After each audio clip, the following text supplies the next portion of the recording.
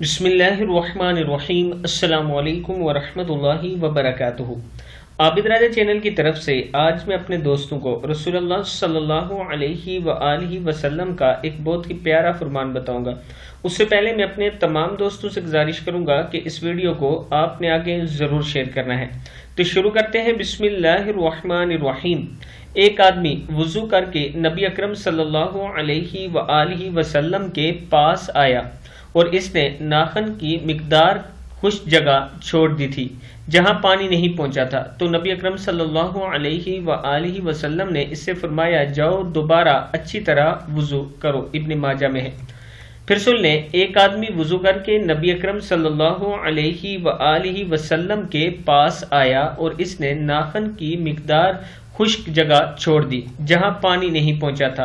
तो नबी अकरम सल्लल्लाहु अलैहि वआलिहि वसल्लम ने इससे फरमाया, जाओ दोबारा अच्छी तरह वुज़ू करो।